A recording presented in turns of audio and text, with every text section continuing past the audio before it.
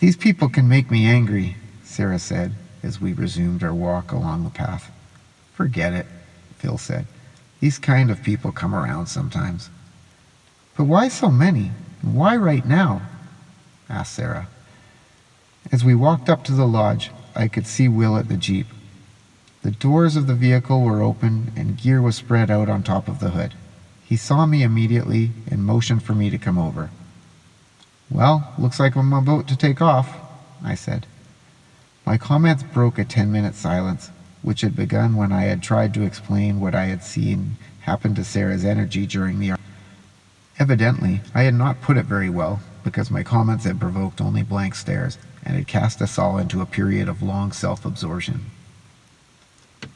It's been nice meeting you, Sarah said, offering her hand. Phil was looking towards the Jeep. Is that Will James? He said. Is he the guy who's traveling with you? I said. Yes. Why? I said. I just wondered. I've seen him around. He knows the owner of this place and was one of the early group that first encouraged the research on the energy fields here. Come on up and meet him, I said. No, I have to go, Phil said. I'll see you around here later on. I know you won't be able to stay away. No doubt, I said. Sarah interjected that she too needed to go and that I could contact her through the lodge. I delayed them for a few more minutes, expressing my thanks for the lessons. Sarah's expression grew serious. Seeing the energy, grasping this new way of perceiving the physical world, grows through a kind of contagion. We don't understand it, but when a person hangs out with others who can see this energy, usually they begin to see it too. So, go show it off to someone else. I nodded and then hurried to the Jeep. Will greeted me with a smile. Are you about ready? I asked. Almost. How did the morning go? Interesting. I've got a lot to talk to you about. You'd better save it for now. We need to get out of here. Things are looking unfriendly. I walked closer to him. What's going on? I asked. Nothing too serious. I'll explain later. Get your stuff. I walked into the lodge and picked up the few items I had left in my room. Will had told me earlier there would be no charge, courtesy of the owner, so I walked down to the desk and handed the clerk my key and walked back outside to the Jeep. Will was under the hood, checking something, and he slammed it closed as I walked up. Okay, he said. Let's go. We drove out of the parking lot, then down the drive toward the main road. Several cars were leaving at the same time. So what's happening? I asked Will. A group of local officials, along with some scientific types, have complained about the people associated with this conference center. They're not alleging that anything illegal is going on, just that some of the folks hanging out around here may be what they call undesirable, not legitimate scientists. These officials could cause a lot of trouble, and that could effectively put the lodge out of business. I looked at him blankly and he continued. You see, this lodge normally has several groups booked at any one time. Only a small number have anything to do with the research associated with the manuscript. The others are groups focused on their own disciplines who come down here for the beauty. If the officials get too ugly and create a negative climate, these groups will stop meeting here. But I thought you said the local officials wouldn't tamper with the tourist money coming into Vicient. I didn't think they would. Someone has them nervous about the manuscript. Did anyone at the gardens understand what was occurring? No, not really. They were just wondering why all of a sudden more angry people were around. Will remained silent. We drove out the gate and turned southeast. A mile later, we took another road which headed due east towards the mountain range in the distance. We'll be going right by the gardens, Will said after a while. Ahead I saw plots in the first metal building. As we came alongside, the door opened and I met eyes with the person coming out. It was Marjorie. She smiled and turned towards me as we passed, our gaze lingering for a long moment. Who is that? Will asked. A woman I met yesterday, I answered. He nodded, then changed the subject. Did you get to look at the third insight? I was given a copy. Will didn't reply, appearing to be lost in thought, so I pulled out the translation and found where I had stopped reading. From there, the third insight elaborated on the nature of beauty, describing the perception as though one which humans would eventually learn to observe in energy fields.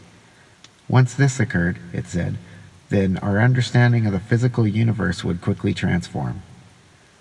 For instance, we would begin to eat more foods which were still alive with this energy, and we would become conscious that certain localities radiate more energy than others, the highest radiation coming from old, gross, natural environments, especially forest. I was about to read the final pages when Will suddenly spoke.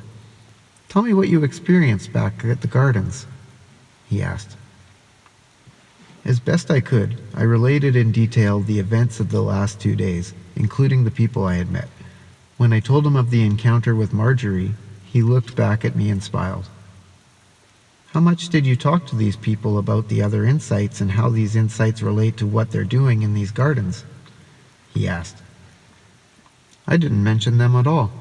I didn't trust them at first, and later I just figured they knew more than me." "I think you could have given them some important information had you been perfectly honest with them." "What kind of information?" He looked at me warmly. "Only you know that."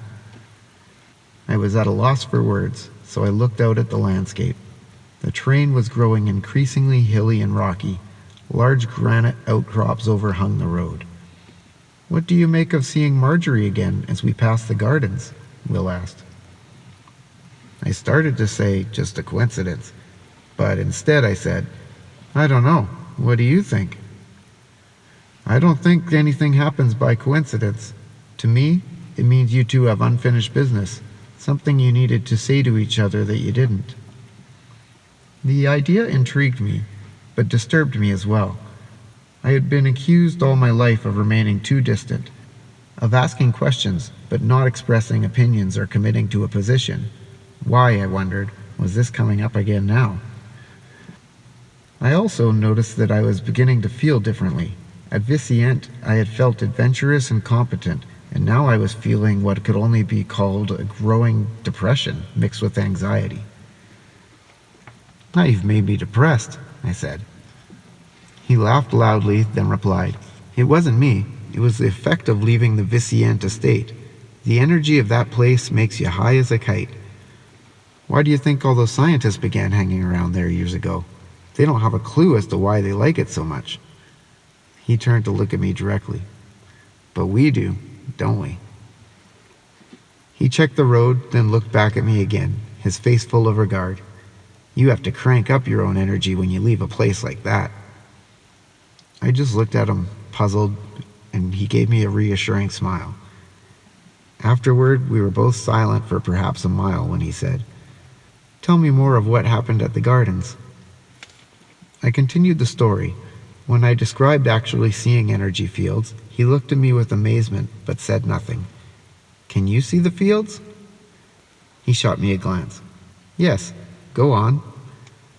I related the story without interruption until I came to Sarah's argument with the Peruvian scientists and the dynamics of their energy fields during the confrontation.